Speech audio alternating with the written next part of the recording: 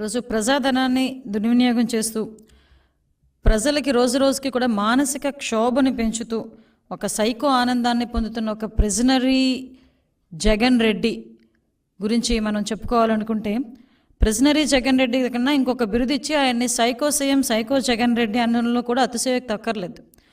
ఎందుకంటే ఆయన ఒక పక్క ప్రజలు అల్లాడిపోతూ ఉండి, ప్రజలు అన్ని రకాలుగాను కూడా ఇబ్బందులు పడతా ఉండి, ఒకవైపు నుంచి కరెంటు ఛార్జీల మోత, ఒకవైపు నుంచి పెట్రోల్ డీజిల్ ధరల మోత, ఒకవైపు నుంచి నిత్యావసర వస్తువుల ధరల మోత, ఒకవైపు నుంచి కనీసం ఒక పంటకి కూడా నీరు ఇవ్వలేని పరిస్థితుల్లో రైతులు ఇన్ని రకాలుగా ఇబ్బందులు పడుతున్నా కూడా తన తాలూకా పైశాచిక ఆనందం గురించి, తన తాలూకా కార్యకర్తల తాలూకా ఆనందాల గురించి ఒకవైపు మంత్రులకు విందులు ఇస్తూ ఉంటాడు, ఒకవైపు ఏమో వాలంటీర్లకి వందనం అంటాడు. ఏందో నాకు అర్థం కానిది ఏంటంటే, అందరూ ఓవరాల్గా చెప్పాలంటే ఒక జగన్కి బాబు నీకు దండోరా స్వామి అనేటట్టుగా ఈరోజు తయారయ్యాడు సీఎం.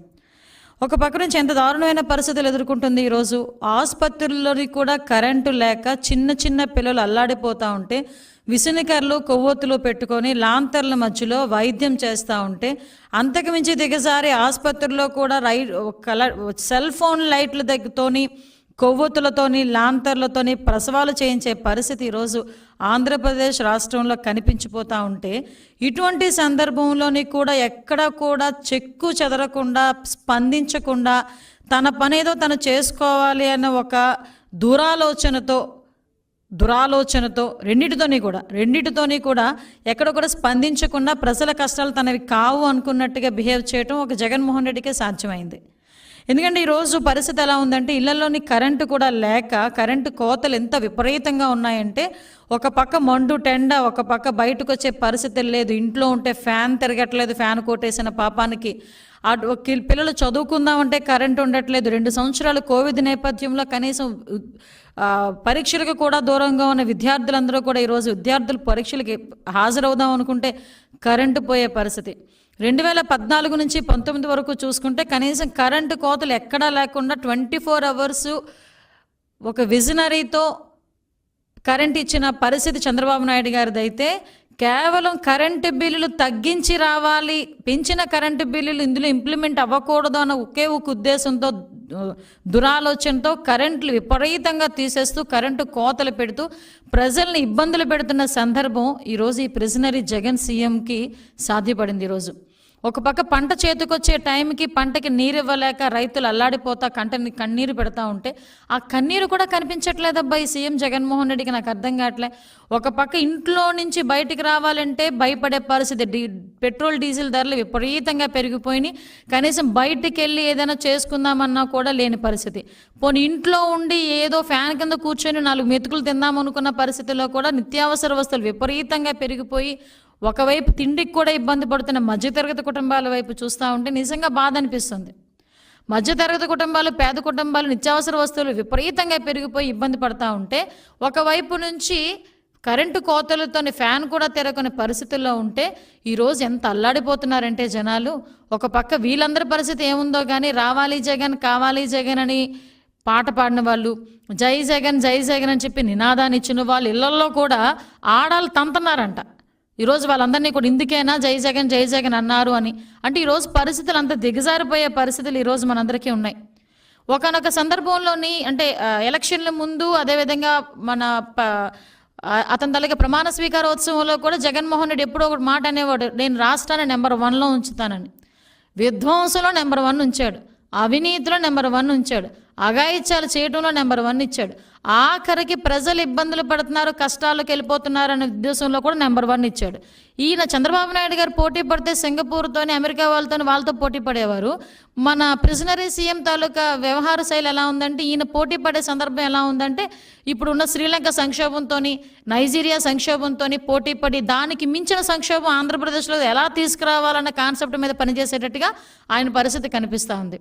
ఈరోజు ప్రజాధనాన్ని ఇన్ని రకాలుగా దుర్వినియోగం చేస్తున్నారండి. ఇప్పటికిప్పుడు వీళ్ళు ప్రజాధనాన్ని దుర్వినియోగం చేయడం ఒక ఎత్తు, మాట్లాడితే ఆదాయం లేదు. ఉద్యోగాలకి ఇప్పటికీ కూడా పెన్షనర్లకు పెన్షన్లు ఇచ్చే పరిస్థితి కనిపించలేదంటే ఇంతకు మించి దౌర్భాగ్యం ఏదైనా ఉంటుందా? ఉద్యోగస్తులకి జీతాలు లేవు, ఎందుకంటే ఆదాయం లేదు. పెన్షన్దారులకి పెన్షన్ లేవు, ఎందుకంటే ఆదాయం లేదు. నిత్యావసర దస్తులు విపరీతంగా పెరిగిపోయినాయి అంటే ఆదాయం లేదు. పెట్రోల్ డీజిల్ ధరలు విపరీతంగా పెరిగిపోయినాయి అంటే ఆదాయం లేదు కాబట్టి వ్యాట్ ఛార్జెస్ వేస్తాము. కరెంటు ఛార్జీలు విపరీతంగా పెరిగిపోయినాయి అంటే ఆదాయం లేదు. ఆదాయం లేదు ఆదాయం లేదు ఆదాయం లేదు అన్న పదం నుంచి నాకు అర్థం కానిది ఏంటంటే, ఈ దిక్కుమాల రంగులు వేయడానికి ఎక్కడి నుంచి వచ్చింది ఆదాయం? 3,000 కోట్ల రూపాయలు. నీ బాబుగడు సొత్త అదేమేనా?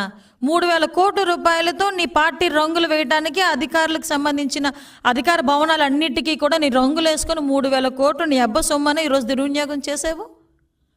ఆఖరికి ఎంత దారుణమైన పరిస్థితులు అంటే, ఈరోజు మరి యాడ్ల గురించి ఓన్లీ యాడ్స్, అది కూడా సాక్షి పత్రిక మాత్రమే యాడ్ ఇస్తారండి. సాక్షి పత్రిక ఆయన ఓన్ పత్రిక అయినా అందులో ఫ్రీగా యాడ్ వేసుకోడు ఆయన. దానికి కూడా యాడ్కి 20 కోట్లు ఇవ్వాలి.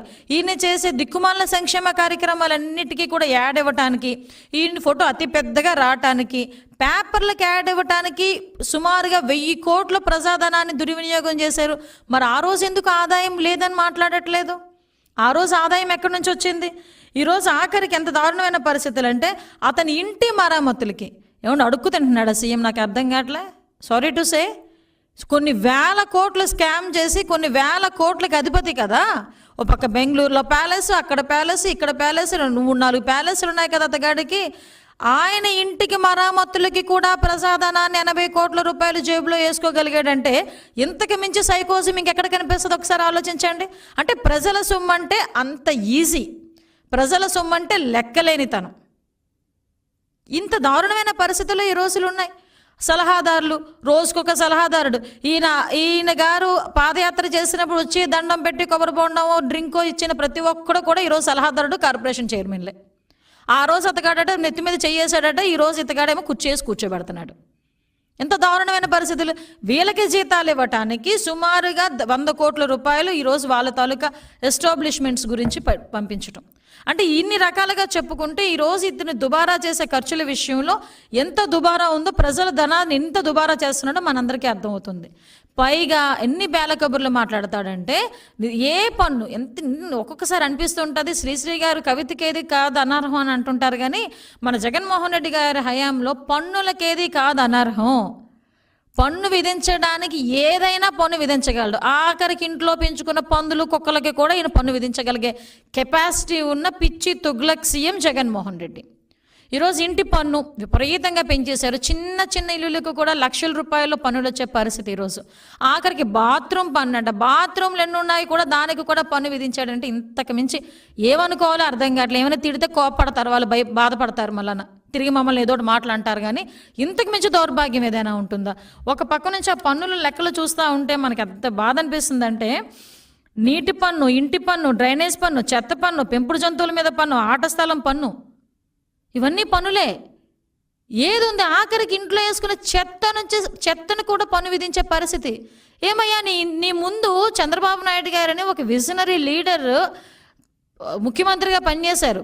ఆ పని చేసినప్పుడు ఇదే చెత్తను తీసుకెళ్ళి చెత్త నుంచి సంపదను సృష్టించాలి అని చెప్పి దిగ్విజయంగా పూర్తి చేసుకొని వర్మీ కంపోస్ట్ లాంటి వర్మీ కంపోస్ట్ సెంటర్స్ని కూడా ఏర్పాటు చేసి సంపద తయారీ కేంద్రాలను ఏర్పాటు చేసిన ఘనత చంద్రబాబు నాయుడు గారిది. అయితే ఈ చెత్తను తీసుకొచ్చి వీటి మీద కూడా పన్ను విధించి ఈ చెత్తను బయటికి తీసుకెళ్ళి తగిలెట్టడానికి కూడా నువ్వు పన్ను విధిస్తున్నావంటే హ్యాట్స్ ఆఫ్ అబ్బా. నువ్వు జగన్మోహన్ రెడ్డిని ఇంక మనం ఏమనాలో, సూపర్ డోపర్ ఏమనాలో అర్థం కాదు. వాళ్ళు చేసే చెక్క భజనలు ఒకటి అయితే మేము మాట్లాడుతూ ఉంటే మాకే సిగ్గనిపిస్తుంది. ఈరోజు ఇలాంటి పరిస్థితిలో ఉన్న సీఎంని మనం చేసుకున్నాం. ఇదంతా ఒక ఎత్తు అయితే ఈరోజు ఏదో కార్యక్రమాన్ని ఏర్పాటు చేసుకున్నాడు, వాలంటీర్లకు వందనం అంట.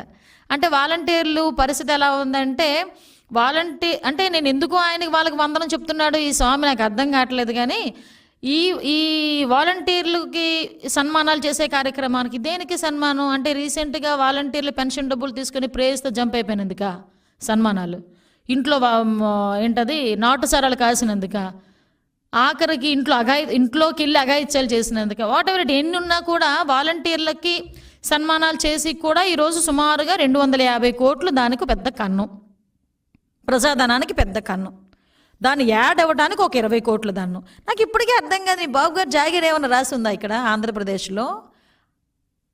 మామూలుగా ప్రజా సంక్షేమానికి డబ్బులు ఇవ్వరా, ప్రజలకు సంక్షేమానికి డబ్బులు ఇవ్వయ్యా, పెన్షన్లు ఇవ్వయ్యా, ఉద్యోగాలు ఇవ్వయ్యా, ఆ పిఆర్సీ ఇవ్వయ్యా అని అందరూ మాట్లాడుతూ ఉంటే దాని దగ్గర మా దగ్గర డబ్బులు లేవు అని ఇష్టానుసారంగా మాట్లాడితే దీనికి ఎక్కడి నుంచి వచ్చినాయి ఇన్ని డబ్బులు మీ అందరికీ కూడా?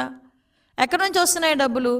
దానికి డబ్బుల గురించి ఆఖరికి ఎంత దారుణమైన పరిస్థితి అంటే ఢిల్లీ వెళ్ళి నా రాష్ట్ర అభివృద్ధి గురించి ఒక కంపెనీల గురించి దేని గురించో మాట్లాడతాడు అనుకుంటే అక్కడికి వెళ్ళి కూడా బేల కబుర్లు బేల ఏడుపులే. అక్కడికి వెళ్ళి నా దగ్గర డబ్బులు లేవు అంటాడు. ఇక్కడికి వచ్చిన తర్వాత ఏమో వందనం అంటాడు, మంత్రులు విందు అంటాడు, యాడ్లు అంటాడు, ఆఖరికి రంగులు అంటాడు. ఇది సీఎం తాలూకా పరిస్థితి. ఢిల్లీకి వెళ్ళి బేల ఏడుపులు, ఇక్కడికి వచ్చినేమో డొల్ల పనులు. ఇంత దారుణమైన పరిస్థితి ఈరోజు. ఆఖరికి ఎంత పరిస్థితి అంటే ఈరోజు ఆంధ్ర రాష్ట్ర పరిస్థితి, ఆర్థిక పరిస్థితి ఎలా ఉందంటే శ్రీలంక సంక్షోభం గురించి మనందరం అటా అని వింటున్నాం. కానీ ఈరోజు మనం చూస్తున్నాం ఆంధ్రప్రదేశ్లో అప్పు లేకపోతే రోజు గడవట్లా. ఆంధ్రప్రదేశ్లో ఒక రోజు అడ్మినిస్ట్రేషన్ చేయాలంటే అప్పు తీసుకొచ్చుకొని చేసే పరిస్థితే. ఆఖరికి ఎంత దారుణమైన పరిస్థితులు అంటే సంక్షేమ కార్యక్రమాలకు ఇవ్వటానికి పంచాయతీ సొమ్ముని కూడా దొబ్బేశాడు ఈరోజు. పంచాయతీలు కేంద్ర ప్రభుత్వం ఇచ్చిన నిధుల్ని కూడా పంచాయతీల సమక్షంలో పంచాయతీల అభివృద్ధి గురించి ఇచ్చిన డబ్బుల్ని కూడా ఈరోజు లాగేసుకున్న పరిస్థితి. 5 నిమిషాలకి టక్మని వాళ్ళు ఫ్రీజ్ చేస్తారు, డబ్బులన్నీ పోతాయి. ఈరోజు ఉదయానికి పంచాయతీ ప్రెసిడెంట్ల పరిస్థితి ఎలా ఉందంటే ఈరోజు ఉదయానికి నా అకౌంట్లో 10 లక్షలు ఉంది పంచాయతీ అకౌంట్లో, రేపు ఉదయం గ్రామానికి ఇలా చేద్దాం అలా చేద్దాం, ఓట్లు వేసారు కదా వాళ్ళందరూ రేపు పొద్దున్న నాకు ప్రశ్నించకుండా ఉండాలంటే ఇవన్నీ చేయాలని చెప్పి ప్రణాళిక సిద్ధం చేసుకొని రాత్రి ఒక చిన్న కునుకు తీసి ఉదయం లేచేసరికి పంచాయతీ అకౌంట్లో డబ్బులు లేవు. ఏందిరా అంటే మా దగ్గర డబ్బులు లేవు కాబట్టి మీ డబ్బులు తీసుకున్నాం. ఆ పంచాయతీ ప్రెసిడెంట్ల పరిస్థితి ఏంటంటే ఈరోజు ఈ ఊర్లో కార్యక్రమాలు చేయడానికైనా, రోడ్లు ఓడ్చడానికైనా, కాలువలు తీయడానికైనా కూడా బయటికి వెళ్ళి ఫండింగ్ రూపంలోనే అడ్డుకునే పరిస్థితి ఈరోజు పంచాయతీ ప్రెసిడెంట్లకు వచ్చేసిందంటే ఇంతకు మించి దౌర్భాగ్య పరిస్థితి ఏముంటుంది? ఎంత దారుణమైన పరిస్థితులు అంటే ఏ ఇంట్లో వాళ్ళని ఈ డబ్బులు లేకపోయినా అప్పో సప్పో చేసుకుంటారు కానీ ఆడదాని సొమ్ము మాత్రం ఎవ్వడు కూడా ముట్టుకోడు. అది ఒక థంబ్ రూల్ చిన్న చిన్న కుటుంబాల్లో సైతం. మనకు అన్నయ్యకి ఇంకా అసలు మహిళలు అంటేనే గౌరవం ఉండదు, ఇంకా మహిళా డబ్బు అంటే ఆయనకు గౌరవం ఎక్కడ ఏడిసింది. కానీ ఆయన కూడా ఆఖరికి డ్వాక్రాకు సంబంధించిన డబ్బులు దాచుకున్న మహిళా మహిళలు దాచుకున్న రూపాయి దాచుకున్న డబ్బులు కూడా ఈరోజు 2,000 కోట్ల రూపాయలని అతను అకౌంట్లో వేసేసుకున్నాడంటే ఎంత దౌర్భాగ్యమైన పరిస్థితి. అంటే బయట నుంచి విపరీతంగా ఎక్కడ సొమ్ము కనిపిస్తే అదంతా కూడా తీసేసుకొని తన దగ్గర వేసుకొని తన తాలూకా ఆర్భాటాలకి, తన తాలూకా ప్రకటనలకి, తన తాలూకా యాడ్లకి, తన తాలూకా ప్రచారానికి ప్రజా సొమ్ముని దుర్వినియోగం చేసి ప్రజల్ని పస్తు పడుకోబెడుతున్నాడు ఈరోజు. అది జగన్మోహన్ రెడ్డి తాలూకా ఎజెండా. ఆయన ప్రచారం జరిగిపోవాలి, ప్రజలు పస్తుండాలి. ఇదే మెయిన్ ఎజెండాగా నడుస్తున్న ఈ జగన్మోహన్ రెడ్డి పరిస్థితి ఎలా ఉందంటే రోజు రోజుకి కూడా ఇతని సైకోయిజం పెరిగిపోతుందనే చెప్పాలి. ఇతను సైకోయిజం పెరిగిపోతుందని చెప్పుకుంటూ కూర్చోవాలి. ఒకవైపు నుంచి మహిళలు ఇబ్బందులు పడుతున్నారు, ఆర్థికంగా ఇబ్బందులు పడుతున్నారు, ధరలు పెరిగిపోయి ఇబ్బందులు పడుతున్నారు. ఒక విషయంలో చెప్పాలంటే వాళ్ళు మానసికంగా ఇబ్బందులు పడుతున్నారు, అఘాయిత్యాలు జరుగుతున్నాయి. వీటి అన్నిటికీ సంబంధించి మాకు ఎటువంటి అవసరము లేదు అని చెప్పి ఒకటే బాదుడు అని చెప్పి ఆ రోజు రాగాలు తీసుకొని సాగదీసి ఎక్కడలేని స్క్రిప్ట్ కూడా చదివి ఈరోజు ప్రజలకి ఇతనిస్తున్నాడు ఆ బాదుడు. అన్ని వ్యవహారాల్లోని కూడా అన్ని సంక్షేమ కార్యక్రమం ఇస్తున్నానని చెప్పి, అమ్మఒడి ఇస్తున్నానని చెప్పి నాన్న బుడ్డి ద్వారా మొత్తం లాగుతున్నాడు ఆయన. విషయం ఏంటంటే ఎక్కడైతే డబ్బులు వస్తాయో వాటికి ఆన్లైన్ సిస్టమ్ కూడా మద్యం ద్వారా నాకు డబ్బులు వస్తున్నాయి దాంతోనే సంక్షేమ కార్యక్రమాలు ఇవ్వగలుగుతున్నానంటే నాయన తాగితే అమ్మకి అమ్మఒడి ఇస్తానని చెప్పి డైరెక్ట్గా అసెంబ్లీలో చెప్పిన ఘనత కలిగిన సైకో ముఖ్యమంత్రి జగన్మోహన్ రెడ్డి గురించి ఈరోజు మనం మాట్లాడుకుంటున్నాం. ఎంత దారుణమైన పరిస్థితి అండి. ఇంట్లో నీ భర్త తాగితేనే నీకు అమ్మఒడి ఇస్తానని డైరెక్ట్గా చెప్తున్నాడు అసెంబ్లీలో కూర్చొని. అటువంటి సందర్భాల్లో ఎలాగ దీన్ని ఇన్కమ్ జనరేట్ చేయాలనేది ఆలోచన చేయకుండా ఈరోజు ప్రచార ఆర్భాటాలకి ప్రజాధనం దుర్వినియోగం చేస్తూ పన్నుల రూపేణా ఎంత భారమైన ఈరోజు పరిస్థితులు ఉన్నాయంటే నిజంగా ప్రతి ఒక్క కుటుంబం కూడా ఇంట్లో ఉండి ఎందుకు ఇతగాడికి ఓటేసి తప్పు చేసామరా భగవంతుడా అని వాళ్ళ చెప్పులు ఇచ్చి వాళ్ళు కొట్టుకునే పరిస్థితి.